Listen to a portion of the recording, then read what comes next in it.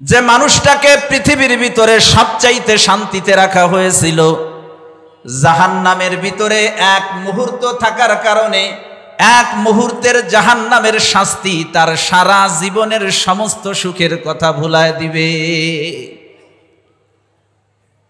পক্ষান্তরে আরেক ব্যক্তি, যেই লোকটা দুনিয়ার ভিতরে সবচাইতে বেশি দুঃখ কষ্টে ছিল, ওই মানুষটাকে এক মুহূর্তের জন্য জাহান্নামে না ঢুকায় জান্নাতের ভিতরে এক মুহূর্তের জন্য আল্লাহ পাক ঢুকায় আবার বের করবেন। মুসলমান এক মুহূর্তের জন্য জান্নাতে থাকার শান্তি তার কাছে এতটা অনুভূত হবে, সে জান্নাত থেকে বের হয়ে এ কথা বলবে, দুঃখ কষ্ট বলতে কি জিনিস এটা আমি চিনি না। এক মুহূর্তের জান্নাতের অবস্থান তার পিছনের জিন্দেগির সমস্ত দুঃখ কষ্টকে ভুলায় দিবে। সুবহানাল্লাহ বলে।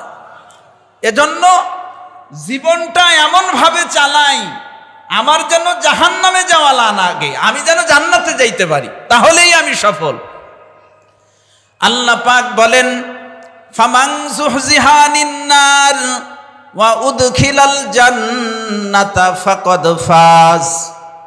যাকে জাহান্নাম থেকে দূরে রাখা হবে আর জান্নাতের ভিতরে ঢুকানো হবে, ওই মানুষটাই হবে সফল মানুষ। এরকম সফল মানুষ আমরা হইতে চাই না বলেন? আমি আপনাদের সামনে যে হাদিসে কারিমা হাদিস শরীফ পাঠ করেছি, এ হাদিসে রাসূল আকরাম সাল্লাল্লাহু আলাইহি ওয়াসাল্লাম জান্নাতে যাওয়ার জন্য আমাদেরকে বিশেষ 3টা আমলের কথা বলেছেন। এ 3টা আমলের কথাও বলা হবে, আমার আলোচনাও ইনশাআল্লাহ শেষ হবে। এ হাদিসে নবীজি যেই 3টা আমলের কথা বলেছেন, 1 নম্বরে নবীজি বলেছেন জান্নাতি লোকদের গুণের কথা। মান আকালা তয়্যিবা, যদি জান্নাতে যেতে হয় তাহলে আমাদেরকে হালাল খেতে হবে। কি খাইতে হবে বলেন? হালাল খাইতে হবে, হারাম খাওয়া যাবে না। হারাম খাদ্যের দ্বারা যেই শরীরটা গঠন হয় ওটা জান্নাতের উপযুক্ত না, ওটা জাহান্নামের উপযুক্ত। নবী আলাইহিস সালাতু ওয়াস সালাম ইরশাদ করেন, লা ইয়াদখুলুল জান্নাতা জাসাদুন গুজিয়া বিহারাম। ওই দেহটা জান্নাতের ভিতরে ঢুকবে না যেই দেহটা হারাম মাল দ্বারা গঠিত হয়েছে। যদি নিজেকে জান্নাতের উপযুক্ত মানুষ বানাইতে হয় তাহলে আমাদেরকে হালাল খাইতে হবে। কি খাইতে হবে বলেন? হারাম খাইবেন না। মানুষ যখন হালাল খায়, হালাল খাদ্য যখনই তার পেটের ভিতরে ঢোকে, আল্লাহ পাক সাথে সাথে তার দিলটাকে নূরান্বিত করে দেন। সুবহানাল্লাহ। হালাল খাদ্য পেটের ভিতরে ঢোকার পর শরীরে যে শক্তি পয়দা হয়, ওই শক্তিতে মানুষকে ইবাদতের প্রতি উদ্বুদ্ধ করে, গুনার কাজের প্রতি মানুষকে অনুৎসাহিত করে। আর হারাম খাবার যদি কারোর পেটের ভিতরে ঢোকে, তার দিলের নূরগুলো বের হয়ে যায়, আর ওই লোকটার ভিতরে অলসতা পয়দা হয়। নেকের কাজ করতে তার ভালো লাগে না, তার শুধু গুনার কাজ করতে ভালো লাগে।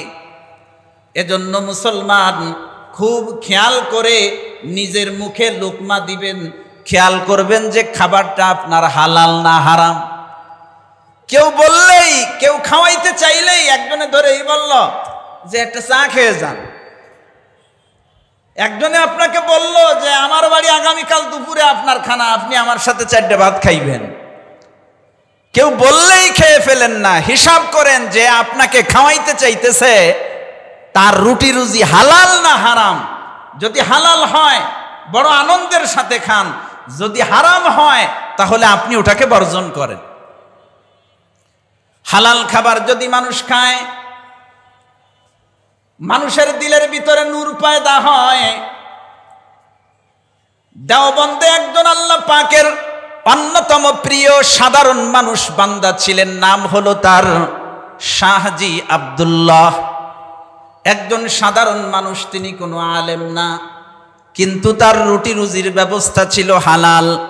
তিনি ঘাস কেটে ঘাস বিক্রি করতেন এবং 1 আটি ঘাসই কাটতেন, 1 আটি ঘাসই বিক্রি করতেন 4 আনা।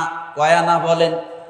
উনি নিয়ম করেছিলেন, উনার ঘাস নেওয়ার জন্য যেহেতু অনেক মানুষ তৈরি থাকতো, উনি নিয়ম করেছিলেন আমি বাজারে আসার পর যে লোকটা সর্বপ্রথম আমার ঘাসের আটি ছুঁইতে পারবে তার কাছে আমি এ ঘাস 4 আনায় বিক্রি করব।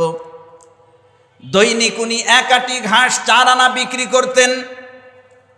এই 4 আনার 1 আনা নিজের পরিবারে খরচ করতেন, আরেক আনা উনি উনার মেয়েকে দিতেন, আরেক আনা উনি গরিব মিসকিনদের ভিতরে দান সদকা করতেন, আরেক আনা দারুল উলুম দেওবন্দের আসাতিজায়ে কেরামের মেহমানদারির জন্য রেখে দিতেন। সুবহানাল্লাহ বলেন। দৈনিক ইনকাম করতেছেন মাত্র 4 আনা, কিন্তু কত হুসনে ইন্তেজাম, তার ব্যবস্থাপনা কত সুন্দর। কখনো এমন হতো এই 1 আনা 1 আনা করে জমা করতে করতে যখন 3-4 রুপিয়া হয়ে যেত, শাহজি আব্দুল্লাহ কখনো নিজে খানা পাকায়া এ সকল বুজুর্গদেরকে নিয়ে আসতেন, ওনার মেহমানদারি গ্রহণ করতেন। ওই সময়ের যুগ শ্রেষ্ঠ বুজুর্গানে দিন। ওনার মেহমান ছিলেন হযরত কাসেম নানতুবি রহমতুল্লাহ আলাইহি, ওনার মেহমান ছিলেন হযরত ইয়াকুব নানতুবি রহমতুল্লাহ আলাইহি, ওনার মেহমান ছিলেন হাজী ইমদাদুল্লাহ মুহাজির মক্কি রহমতুল্লাহ আলাইহি, ওনার মেহমান ছিলেন রশিদ আহমদ গাঙ্গুহি রহমতুল্লাহ আলাইহি। এই সমস্ত বিশিষ্ট বুজুর্গানে দিন ছিলেন ওনার মেহমান। যদি সম্ভব হতো নিজের বাড়িতে খানা পাকায় দাওয়াত দিয়ে নিয়ে আসতেন। যদি কখনো খানা পাকাইতে নিজে না পারতেন তো টাকা গুছানোর পরে এ সকল বুজুর্গদের কাছে পেশ করতেন আর বলতেন, আজ তো আমি আপনাদেরকে মেহমানদারি করাইতে পারবো না, নিজে রান্না করার সুযোগ নেই, দয়া করে কষ্ট করে আপনারা নিজে রান্না করে খাইলে ভালো হয়। এ সকল বুজুর্গানে দিনের ভিতরে হযরত ইয়াকুব নানতুবি রহমতুল্লাহ আলাইহি ছিলেন সর্বদিক দিয়ে পারদর্শী ব্যক্তি। অন্যান্য উলামায়ে কেরামরা ওনাকে বলতেন, হুজুর আপনি খুব ভালো রান্না করতে জানেন, রান্নাটা কিন্তু শাহজির খাবার আপনার রান্না করা লাগবে। সুবহানাল্লাহ বলে। শাহজির টাকা হাতে পেয়ে হযরত ইয়াকুব নানতুবি রহমতুল্লাহ আলাইহি গোসল করে বাজারে চলে যাইতেন। বাজারে গিয়ে বাজার করে নিয়ে এসে পাক পবিত্র অবস্থায় রান্না করতেন। রান্না যখন হয়ে যেত তখন অন্যান্য বুজুর্গদেরকে ডাক দিয়ে বলতেন, দেখেন যিনি বাজার করেছেন, যিনি রান্না করেছেন, তিনি তো গোসল করে পবিত্র অবস্থায় কার্যগুলো সম্পাদন করেছেন। এখন আপনারা যারা খানা খাইবেন তারাও দয়া করে গোসল করে আসলে ভালো হয়। সাথে সাথে সকল বুজুর্গানে দিনেরা গোসল করে শাহজির খানা খাইতে বসতেন। সুবহানাল্লাহ। দারুল উলুম দেওবন্দের সকল আকাবির বুজুর্গানে দিন বলেছেন, পৃথিবীর কোনো খাবারের প্রতি আমাদের কোনো লোভ নাই, কিন্তু শাহজি আব্দুল্লাহর খাবারের প্রতি আমাদের লোভ ছিল। কারণ এই লোকটা মুখলেস ব্যক্তি ছিলেন, লোকটার ইনকাম ছিল হালাল। শাহজির খাবারের ভিতরে এমন বরকত ছিল, যেদিন আমরা শাহজির দাওয়াত খাইতাম, দাওয়াত খাওয়ার সাথে সাথেই আমাদের অন্তরটা বেশি থেকে বেশি নূরান্বিত হয়ে যেত। শাহজির খাবার খাওয়ার পর আমাদের শুধু ইবাদত বন্দেগী বেশি বেশি করতে মনে চাইতো, গুনার কাজের প্রতি আমাদের ঘৃণার পরিমাণ বেড়ে যেত। কোরআন হাদিস যখন খুলে নিয়ে বসতাম, কোরআন হাদিসের মারেফাত আমাদের কাছে খুলে দেওয়া হতো। এজন্য দুনিয়ার কারোর খাবারের প্রতি আমরা যদিও আগ্রহী ছিলাম না, কিন্তু আমরা শাহজির খাবারের প্রতি এতটা আগ্রহী ছিলাম যে আমরা দিন গুনতে থাকতাম যে কবে আবার শাহজি আমাদেরকে দাওয়াত দিয়ে খাওয়াবে। মুসলমান হালাল খাবার যদি কেউ খায় তো তার অন্তরটা নূরান্বিত হয়ে যায়। ওই মানুষটা ইবাদত বন্দেগী বেশি থেকে বেশি করতে পারে, বেশি থেকে বেশি গুনার কাজ থেকে বিরত থাকতে পারে। জান্নাতে যদি আমাদেরকে যাইতে হয় তাহলে 1 নম্বরের অন্যতম একটা কাজ হলো হালাল খেতে হবে। কি করতে হবে বলেন? কোনোভাবেই যেন আমার রুটি রুজির ভিতরে হারামের মিশ্রণ না থাকে সেদিকে খেয়াল রাখতে হবে। হারাম কোনো খাবার খাবো না, সুদের সাথে জড়িত হব না, ঘুষের সাথে জড়িত হব না। যে ফাইলটা সই করার জন্য আমাকে রাষ্ট্র থেকে বসানো হয়েছে, নির্দিষ্ট বেতন ভাতা আমাকে দেওয়া হয়েছে, যেই কাজটা পূর্ণ করার জন্য আমি কোনো ঘুষ নিয়ে ওই কাজ করব না, আমি কোনো ঘুষের সাথে সম্পর্ক রাখবো না, হারাম কোনো মাল সম্পদ কোনোভাবে ইনকাম করব না। আমি দুনিয়াতে যতদিন বেঁচে থাকবো হালাল নিয়ে থাকবো। কি নিয়ে থাকবো বলেন? হালাল নিয়ে থাকবো। আল্লাহ পাক আমাদেরকে হালাল খাদ্য গ্রহণ করার তৌফিক দান করেন, বলেন আমিন। আজ আমাদের ভিতরে বিভিন্ন ভাবে হারাম ঢুকে যাইতেছে, টেরও পাইতেছি না। সরকার আমাকে মনে করেন 5 ঘন্টা ডিউটির জন্য 50,000 টাকা বেতন দেবে। কিন্তু আমি ডিউটিতে ফাঁকি দেই, দৈনিক করে 1-1 ঘন্টা করে ডিউটিতে আমি ফাঁকি দেই। দৈনিক মনে করেন 4 ঘন্টা আমি ডিউটি করি, 1 ঘন্টা দৈনিক ফাঁকি দিতেছি। ওই 1 ঘন্টার মোকাবেলায় আমার বেতনের যতটুকু অংশ আসবে ওই অংশ কিন্তু আমার জন্য ভোগ করা বৈধ না। যাকে যে দায়িত্ব দেওয়া হয়েছে, যে দায়িত্বের ব্যাপার বিনিময়ে সে টাকা পায়, সেই দায়িত্বে যদি অবহেলা করে, সেই দায়িত্বে যদি ফাঁকি দেয়, তাহলে তার রুটি রুজির ভিতরে হারামের মিশ্রণ ঢুকে যায়।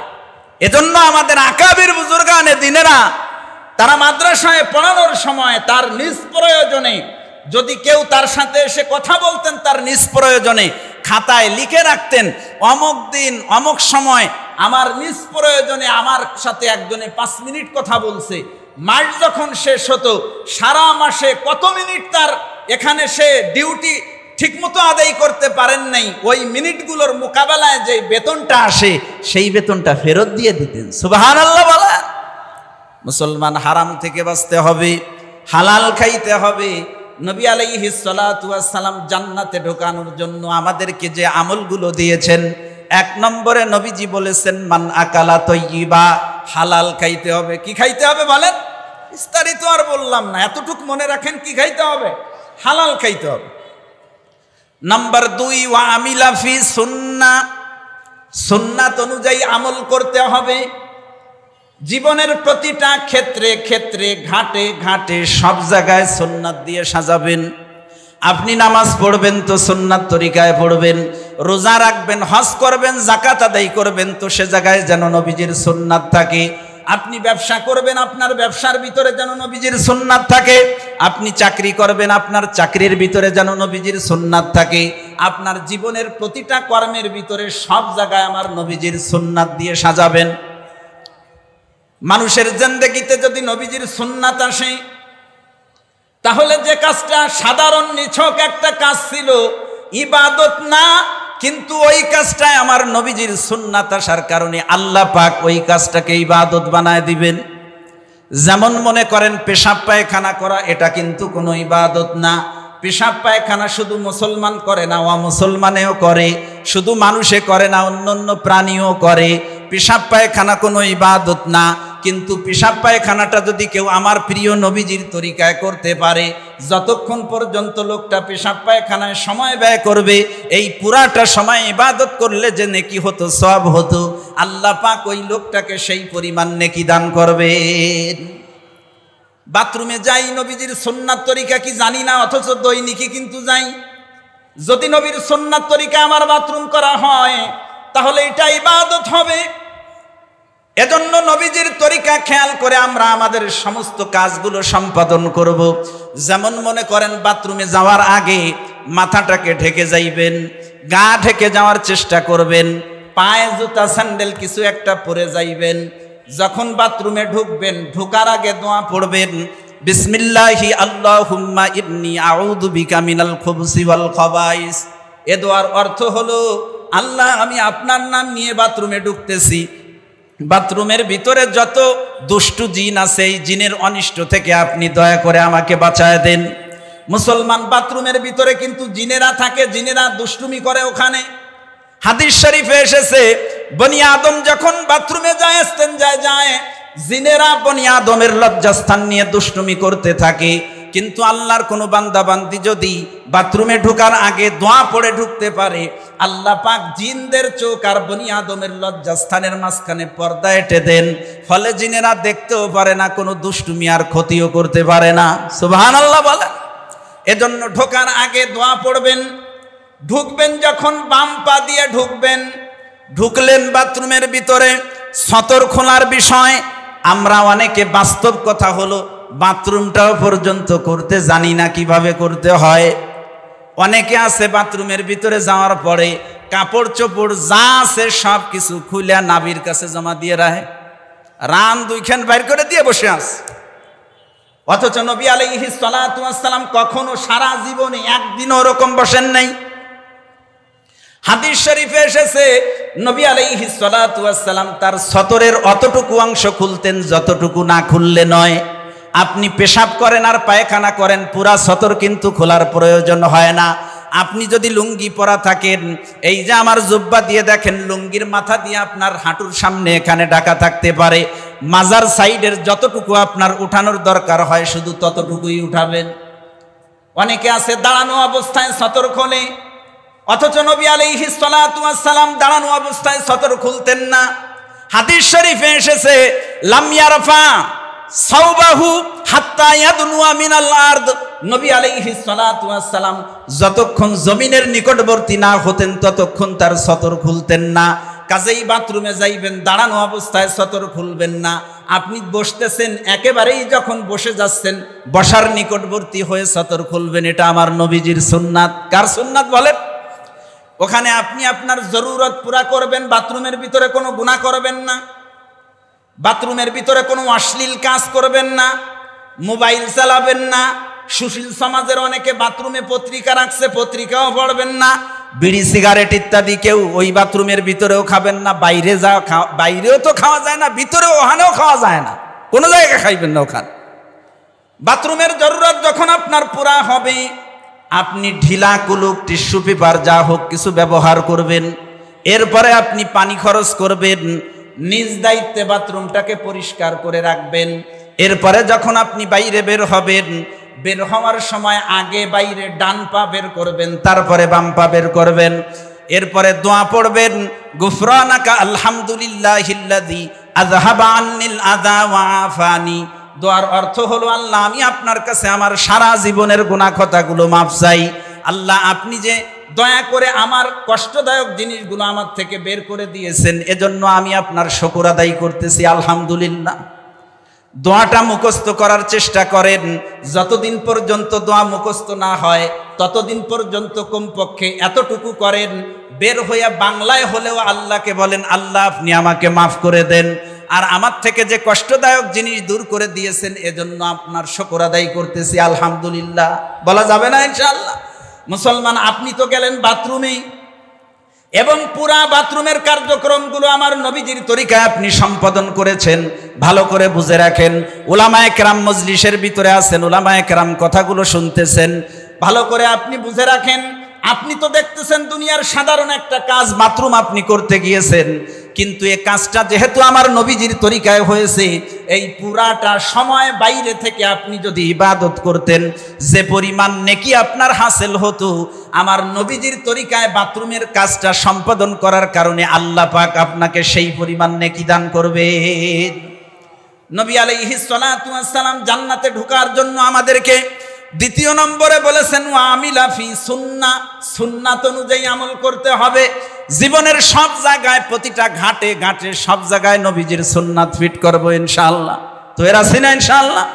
তৃতীয় নম্বরে নবীজি বলেছেন, ওয়া আমিনান নাসু বাওয়াইকাহু, কোনো মানুষকে কোনোদিন কষ্ট দেওয়া যাবে না। যাবে নাকি বলেন? একটা কুকুর বিড়ালকেও কষ্ট দেওয়া যায় না। একটা কুকুর বিড়ালের সাথেও ভালো ব্যবহার করার নির্দেশ।